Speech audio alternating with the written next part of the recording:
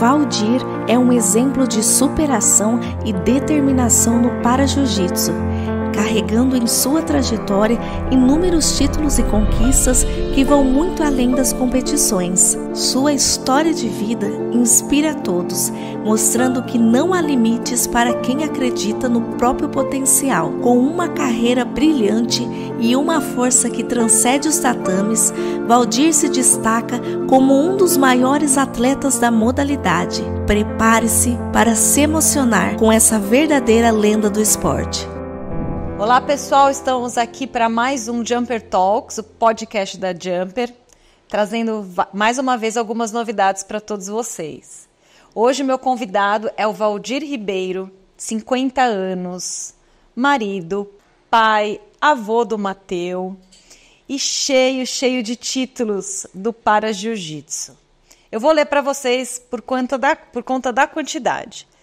Valdir Ribeiro, ele é tricampeão mundial, campeão pan-americano, bicampeão sul-americano, pentacampeão brasileiro, bicampeão centro-oeste, tricampeão goiano de para-jiu-jitsu e ele é o primeiro cadeirante faixa preta do estado de Goiás. Que currículo, hein, Valdir?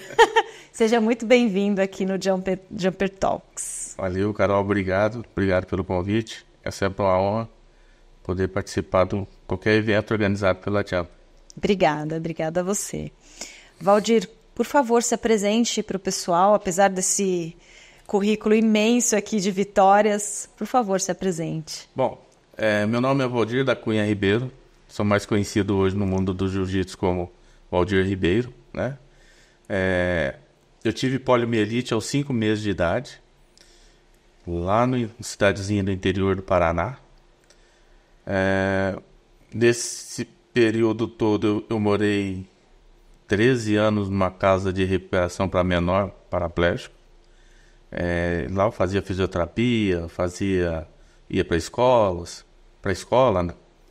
E sempre vivendo com essa diversidade que é a deficiência, né? E desde pequeno lidando com isso. E você ficou dos 2 anos aos 15 anos lá. Correto. Né? E lá você já tinha contato com o esporte? Não. A gente brincava numa piscina que tinha lá, mas nada sério não. É só para descontrair com a molecada mesmo. O esporte veio já na fase adulta, já na fase master, que é depois dos 30 anos, né? E você teve pólio aos 5 meses, mas naquela época, depois que você começou a andar, a caminhar, você não precisava usar uma cadeira de rodas. Eu usei muletas até 2017. Não, antes. Até 2013 eu estava de muleta. E eu comecei a ter muitas dores nos ombros. Aí fui no médico lá em São Paulo. Ele falou, Valdir, eu te aconselho a começar a revezar a muleta e cadeira. Porque daqui uns 2, 3 anos você não vai conseguir andar mais. E dito feito. Aí, em 2013, eu fui dispensado da empresa, onde eu trabalhei por 7 anos na área contábil. E resolvi comprar uma cadeira Deu a louca, eu falei, vou lá comprar uma cadeira de roda. Aí, fui até numa loja lá em São Paulo, acabei comprando uma. 42 centímetros, larga, fiquei dançando dentro da cadeira, nada comparado com o que a gente tem hoje aqui na Jumper, né? Então, em 2013 eu revezava um pouco muleta, cadeira, e chegou em 2017 não teve jeito mais. Aí eu tive que cair na cadeira realmente. Até vendo um dos podcasts anteriores, acho que foi o primeiro com a Paula, né? Uhum. E ela falou muito do preconceito de cair na cadeira de roda. O meu também era esse. Porque eu andava de muleta, eu subia escada, eu ia pra lá, ia pra cá, com dificuldade, mas eu tinha minha liberdade. A mobilidade, né? E eu me via na cadeira, eu falei, vou ficar dependendo dos outros, pra tudo, pra isso, pra aquilo. E a resistência foi grande, mas teve uma hora que não teve jeito. E quando eu sentei na cadeira de roda, o mundo não fechou. Sim, começou a dar outras perspectivas, né? Uhum. De tudo. Aí você começa a ter uma visão de como que é a vida de um cadeirante, né? As dificuldades que eles têm ali, o que que a gente pode fazer para tentar melhorar. Então vai abrindo a sua mente, assim, não é um bicho de 7 cabeças, uma cadeira de roda, não. Até hoje você está aqui, né? A gente aproveitou para gravar esse podcast com você, porque você veio para fazer uma reforma geral na sua cadeira. Já a minha cadeira eu peguei ela em 2017. E de lá para cá a gente sempre vem fazendo a manutençãozinha e tal, uma coisinha ou outra. E dessa vez o Pablo pegou lá, vamos dar uma geral agora. Aí trocou até a cor dela. Ah, legal, legal. E você estava me contando agora há pouco que você não começou no jiu-jitsu, né? O primeiro esporte que você fez, qual que foi? Lá no Paraná, quando meu filho era pequeno, para incentivar ele a nadar, eu comecei a fazer natação com ele. Mas nada, só para acompanhar ele na natação. E em 2006 eu mudei para São Paulo. Sozinho, não conhecia ninguém em São Paulo, vida nova, povo paulista tudo desconfiado, ninguém dava moral pro paranaense, e eu comecei a sofrer com isso, falei, eu preciso arrumar alguma coisa. Aí eu conheci a Fernanda, lá da empresa Balanças Toledo, lá de São Paulo, onde eu comecei a trabalhar, falou, Valdir, eu preciso arrumar um lugar para você se interagir com o povo. Aí arrumou o time de basquete de São Bernardo. Aí eu comecei a jogar e tal. Participei da Liga 2007-2008. Fomos rebaixados, mas faz parte. Faz parte. E eu acabei ganhando uma lesão muito grande, que eu quase rompi todo o escapular, subescapular, né? Ele ficou pendurado e eu precisava recuperar. O basquete não dava dinheiro. Até hoje eu acho que não tem. São poucas equipes que são patrocinadas, né? E naquela ocasião eu tinha acabado de separar e tinha um filho para mandar dinheiro e não podia me machucar naquele momento. Aí eu decidi parar com basquete e fazendo um processo de recuperação conheci o jiu-jitsu. Porque na academia que eu fazia natação, eu tinha uma academia no 3º andar. E para minha sorte não tinha elevador, né? Fiz a aula de natação, tudo lá, cansado. A piscina quente, parece que desgasta mais a gente ainda. Aí resolvi subir 3 andares da muletinha lá e tal. E descobri o jiu-jitsu. Assim. E aí foi amor à primeira Amor à vez. primeira vista. E você iniciou numa academia que não tinha experiência com pessoas com deficiência? Não. Ou tinha? Não. O Wagner Curió, que foi meu primeiro mestre, ele falou, Valdir, o jiu-jitsu ele é adaptado, então você vai adaptando a sua condição. Então eu fui o primeiro aluno dele, se eu não me engano, é o primeiro aluno com deficiência. A grande dificuldade na academia, que não tem ninguém assim, com deficiência, é você adaptar as posições, adaptar os golpes, sabe? É muito complicado, às vezes o professor te pegar num canto e deixar os alunos. Então no meu caso, eu tive que ele passava lá e ia adaptando para mim. No meu jeito de lutar. E até hoje é assim. Mas você adapta, mas você lutou muito tempo com pessoas sem deficiência. Eu lutei até ano passado, que eu aposentei das lutas convencionais. Eu estava lutando com pessoas sem deficiência. Então, eu fiz 84 campeonatos até agora. Desses 84 campeonatos, 50% foi com pessoas sem deficiência. Uau, parabéns, Valdir. É um esporte novo, né, Carol? Hoje a gente está trabalhando muito no Para-Jiu-Jitsu, que é para poder ajudar a difundir essa modalidade nova. Ela surgiu em 2014. E de lá para cá a gente vem fazendo esse trabalho. Hoje eu trabalho na federação lá em Goiânia, onde eu organizo as lutas das pessoas com deficiência, para poder lutar. E acabo brincando com elas também, né? Esse é o foco hoje. Ainda faço algumas competições, mas tudo agora voltado ao Para-Jiu-Jitsu. E você, que nem você falou, você é o primeiro cadeirante faixa preta do estado, mas você estava me dizendo que você é um dos poucos, né, que conseguiu a faixa preta iniciando na faixa branca com deficiência. Porque tem muitas pessoas que iniciaram o jiu-jitsu na faixa branca e foi tendo graduação e às vezes aconteceu um acidente que aí a pessoa passou a ter alguma deficiência adquirida e aí continuou treinando, né? Você, no caso, você iniciou, né, toda a sua jornada de atleta sempre foi com deficiência. Sim. Então, toda essa jornada das graduações foi na raça ali, né? Adaptando todas as... Foi abrindo todos os fronteiras. golpes. Hoje, se não me engano, eu sou o terceiro dessa linhagem já com deficiência, sabe? Cadeirante mesmo. Hoje nós temos mais 2 faixa preta lá no estado. O Osmari e o Rainel, que o Rainel tem uma deficiência congênita e o Osmari é um sequelado, é um lesado medular, né? Então eles começaram um pouquinho depois de mim. Mas também nós somos em 3 hoje lá no estado. Mas assim, que iniciou mesmo desde o zero, eu sou o terceiro dessa linhagem.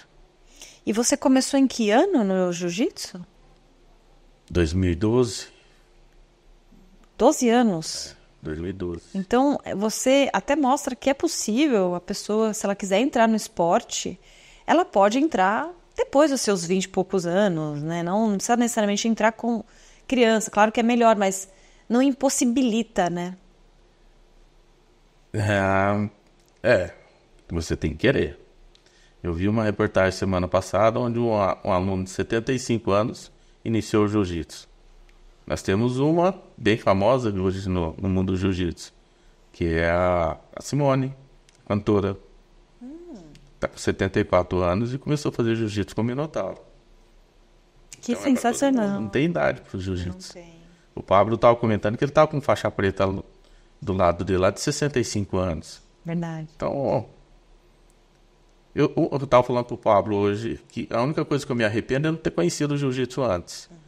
Porque ele fez um ganho tão grande na minha vida, assim, sabe? Principalmente na qualidade de vida, na parte física, sem palavra para esse jiu-jitsu. O Valdir sempre foi calmo assim?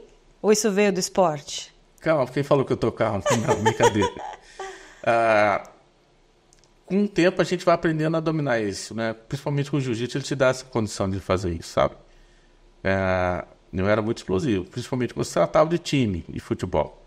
Se falasse mal do Corinthians, eu brigava. Arrancava a camisa e ia pra cima.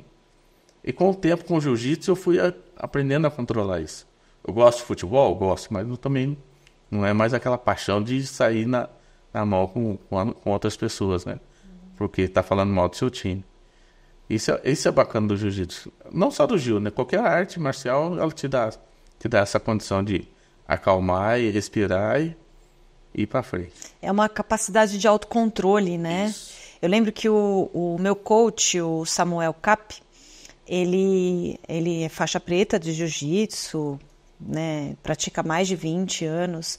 E ele fala que o jiu-jitsu é se não for o único, né? É um dos raros esportes que o adversário tá lá dando um golpe e o outro sinaliza que é parar, ele larga, né? Ele não avança, né? Eles falam que é um código universal, que é os 3 tapinhas. Em qualquer situação, se você estiver lutando, 3 tapinhas, você pode estar encaixado no maior triângulo, arrochando para pagar o cidadão. Ele deu os 3 tapinhas e você larga na hora. Então... É um código universal. É um esporte que traz isso, né? Não é qualquer um que faz isso. Estava até contando pro Pablo também sobre esse assunto. O Verdun fez um comentário que eu não sei se ele pegou a esposa dele no Mata-Leão. No Mata-Leão. Ele estava dormindo, ele deu um Mata-Leão na esposa. E a esposa, apavorada, não sabia o que fazer, ela lembrou dos 3 tapinhas. Deu 3 tapinhas e largou ela. Dormindo? Ele estava dormindo? Ele estava dormindo. O outro episódio eu contei pra ele, eu estava dormindo, fazendo abdominal na cama, né? A Paula acordou assustada, falou, o que foi, Valdir? Falei, o que foi o quê? Não, que você está fazendo abdominal? Eu falei, não estou fazendo nada não, estou dormindo. Então acontece essas coisas assim de vez em quando. Hoje você é um sensei de 50 crianças. Como é que foi iniciar nessa área? Um desafio, né? Porque as pessoas falam assim, como que é ser um professor? Até ser um professor é legal, né? Mas aí na hora de passar as posições, o meu desafio é utilizar as pernas. Como que eu vou mostrar uma raspagem pro aluno? Como que eu vou mostrar um triângulo? Como que eu vou fazer um armlock? Então é esse tipo de desafio que você fala, e agora? Como que eu vou fazer? E você começa a rolar, começa a lutar, daqui a pouco você está fazendo. Não sei de onde sai, não sei a forma que sai esse armlock, não sei o jeito que saiu esse triângulo, mas eu consegui passar para o aluno. Eles ficam extasiados assim. Como que você conseguiu? Eu falei, também não sei. Como foi começar essa academia para essas crianças? A academia começou logo após a pandemia. Com a chegada da pandemia, o mundo parou, né? E as crianças estavam ficando muito em casa e os pais estavam ficando doidos com as crianças dentro de casa. Aí, como eu moro num condomínio com 200 casas, mais ou menos, eu consegui algumas placas de tatame e falei com os pais se eles quisessem que eu desse aula para eles lá, se teria algum problema. Eles gostaram da ideia e dali foi surgindo a minha academia. Quando começou a liberar tudo da pandemia, já não estava cabendo meus alunos lá no salão de festa do condomínio. Aí eu tive que sair e montar a academia física. Mas a academia surgiu pós-pandemia. E hoje você está com 50. 50. Qual é a idade, mais ou menos? 80% são adolescentes, desde 3 aninhos até 14, 15 anos. E depois vem os adultos. Eu tenho alguns adultos que fazem aula de manhã, porque a pegada é diferente, né? Até o jeito de falar. Criança brinca demais, adulto já quer coisa mais séria. Então, os meus adultos fazem aula às 6:30 da manhã. E eu deixo à noite para a molecada. E você ainda treina? Treino e ainda estou competindo. Você treina todo dia? Como é que é a sua rotina? Como agora eu criei mais alguns horários para atender alguns meninos lá e eu estou treinando todo dia. O dia que eu treino muito puxado de manhã, o restante do dia eu não treino. Porque daí é muita coisa, né? O dia que eu não treino de manhã, eu pego os meninos das 9 e das 16 horas, eu treino com eles. Aí já não treino à noite. Aí, no outro dia, eu só treino à noite, com os meninos à noite, senão dá briga, né? Aí eu não treino com eles ficam todos enciumados. E você comentou um pouco lá atrás, né, que você começou a ter algumas dores, alguns problemas ortopédicos no braço. E essa rotina que você tem hoje, muito intensa, tanto com os seus treinos quanto com as aulas, como é que tá seu corpo, assim? Porque a gente conversa muito com clientes e amigos, né, que falam muito sobre os sintomas de pós-pólio. Como que é isso para você? Eu descobri a pós-pólio em 2008. Eu fiquei doido. Porque você recebe uma notícia assim, você tem síndrome pós-pólio, mas o que é isso? O cara fala, é um envelhecimento, né? Eu fui entender que era um envelhecimento precoce há pouco tempo, mas ninguém falou para mim que era esse tipo de envelhecimento. Que, por exemplo, essas dores que eu sinto, normalmente a gente ia sentir depois de 60. Eu já estou sentindo com 40, né? Então, a síndrome ela veio afetando as minhas articulações. Eu tenho problema na laringe, traqueia aqui. Eu tenho que dormir com BiPAP. Senão, eu já tive 300 apneias assim com o aparelho. Então, eu necessito do BiPAP. e dores nas articulações e atrofia muscular. Descobri isso em 2008. Você tinha 44 anos. 44, E o que eu fiz nesse período? Eu comecei a fazer jiu-jitsu, que veio 4 anos depois. Eu participava no grupo de estudo lá no Hospital das Clínicas, doutora Karine. E ainda estou lá no grupo ainda. E esse grupo de estudo, eles eram ligados mais para o pessoal do basquete e algum atletismo, talvez. Pode ser, porque a primeira vez que eu conversei sobre pós-pólio foi com o Fernando Aranha. E ele é do atletismo, então pode ser. O atletismo e do basquete, né? Esporte coletivo. E todos eles estavam tendo essa atrofia e perda muscular. E com o jiu-jitsu eu fui o único que, em vez de perder eu estava ganhando. Em vez de estar atrofiando, eu estava corrigindo a minha postura. Tudo através do jiu-jitsu. Eles falaram: o que você está fazendo, Valdir? Eu falei: só o jiu-jitsu. Não estou fazendo nada. E ficaram até de cara lá na ocasião. E diante dessa descoberta, eu fui tendo que parar de andar, porque eu andei mais de 40 anos de muleta. E quando eu era mais novo, eu não andava de muleta. Eu pulava, eu me jogava. Eu ia andar de transporte coletivo, eu era muito amigo dos motoristas, eu falei: dá uma segurada aí. Ele dava uma segurada no freio e eu pulava. Então era tudo. Eu não pensava no amanhã. E esse veio rápido, né? Essa cobrança veio rápido. E foi onde eu fui parar na cadeira de rodas. Para dar um descanso um pouco para esse braço, esse né? ombro, senão não... Um dia eu estava fazendo faculdade lá em São Caetano. Indo para casa, eu tive que parar no meio do caminho, ligar para minha esposa. Falei: eu não aguento chegar. Fui embora. Quando eu liguei para ela, fui para casa, fui embora chorando de dor. Indo para ajudar ela a morar no segundo andar. A gente estava morando num apartamento lá e não tinha elevador. Eu subi me arrastando, de dor no ombro.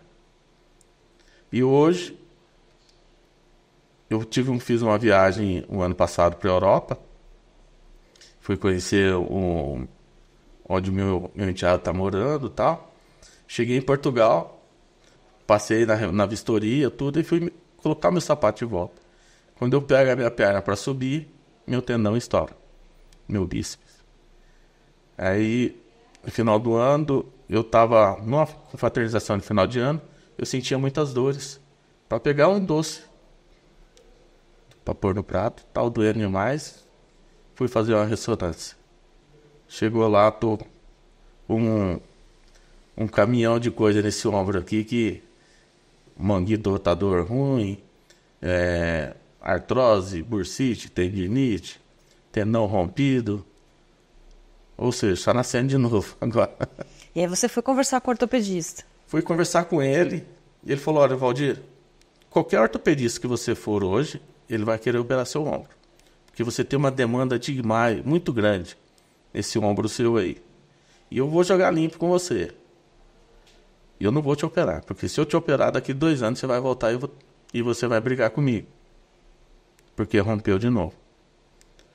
Ou a gente pode te operar. Eu te opero, não tem problema nenhum. Ou você aprende a conviver com essa dor. A hora que ela estiver muito intensa, você volta, a gente faz uma infiltração e um remédio anti-inflamatório, ou você coloca a prótese. Mas se você colocar a prótese, seu jiu-jitsu já era. O que eu faço hoje, que eu vivo de jiu-jitsu, já não vai dar mais. Vai ser difícil. Mas ainda bem que você conseguiu encontrar um profissional honesto com você, né?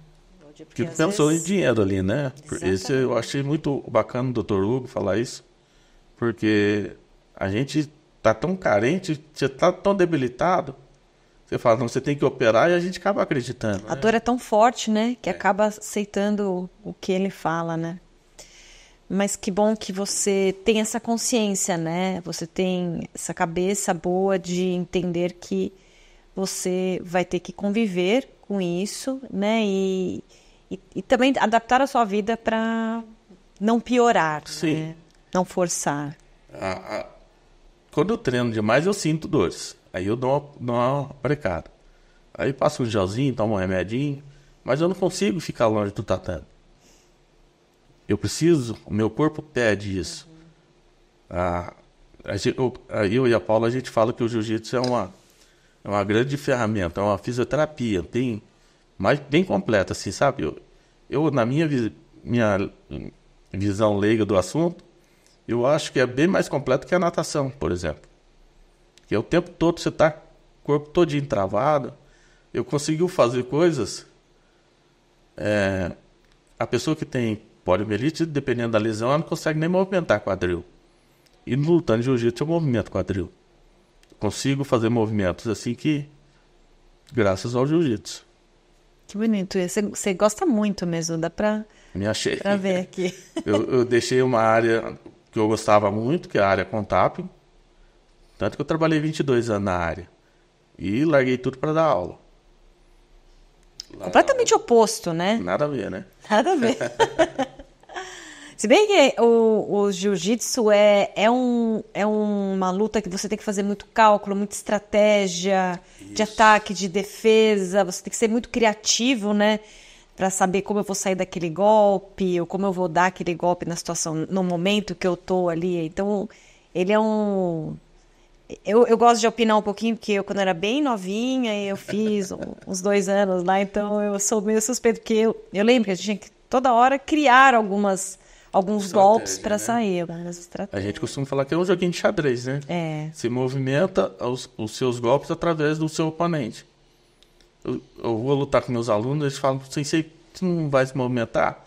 Eu estou esperando você atacar para poder fazer o meu golpe. Se você não me ataca, eu não faço nada. Eu tô aqui só descansando. E você tá cansando aí. E eu aprendi a fazer. Com o tempo, você vai amadurecendo e deixa de ser doidão que nem os faixa branca, né? Pula pra lá, pula pra cá e você vai dominando eles. E realmente é uma luta de muito autocontrole. É muito engraçado o jiu-jitsu porque ele é um esporte onde agrega qualquer classe social, né? Desde o mais pobrezinho, vulnerável ali, até o mais rico. E os dois estão sentados juntos, um do lado do outro, sabe? Ali não tem classe social dentro do jiu-jitsu. Isso é muito bacana, essa integração, assim. E tá na moda agora, né? A gente vê na internet todo mundo, os empresários, você falou, os empresários, uma molecada também querendo seguir a profissão dentro do jiu-jitsu, né? Eu costumo falar para meus alunos assim, que o jiu-jitsu, se você conseguir chegar fazendo ele certinho, bonitinho e pegar sua faixa preta, você tem emprego em qualquer parte do mundo. Em qualquer parte do mundo. Você falar que é lutador de jiu-jitsu e é faixa preta, você dá aula em qualquer lugar. Se você souber falar um inglês, qualquer outra língua, você está feito.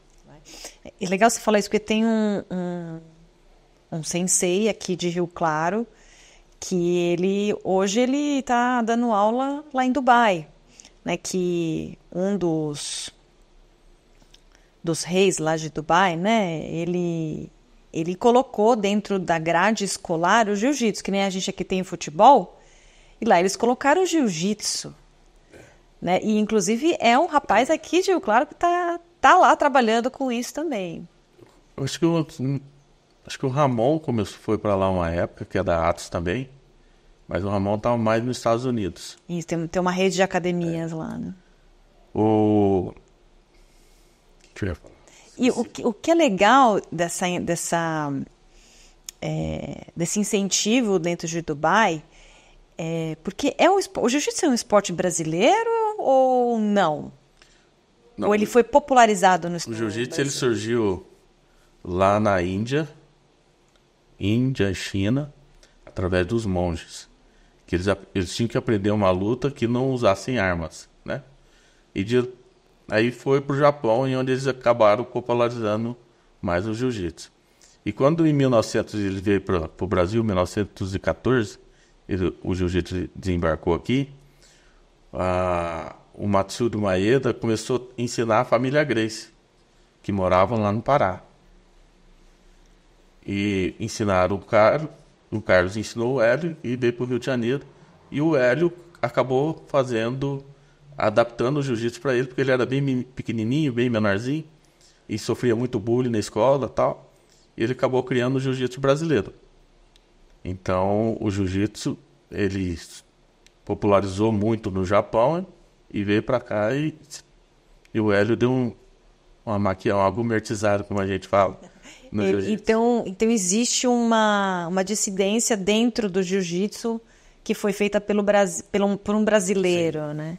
E popularizou muito aqui. É conhecido como o Jiu-Jitsu Brasília Jiu-Jitsu. Ah, interessante. Obrigada pela aula, eu não sabia.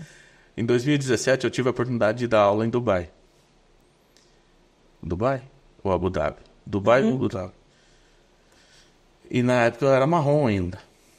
E naquele ano já estava 2 anos na marrom, se não me engano, né? 2 anos. E o meu antigo mestre começou a segurar mais e eu perdi a oportunidade de dar aula lá em Dubai. Hoje talvez era para estar morando lá. Ah, a gente não teria te conhecido. Tem Não, as coisas boas, mas tem as coisas ruins. Não, já sim, tinha fechado com vocês. Já tinha fechado? Em 2017. Em abril, nós fechamos. E essa possibilidade surgiu em junho. Olha, e acabou não indo. Aí não deu certo.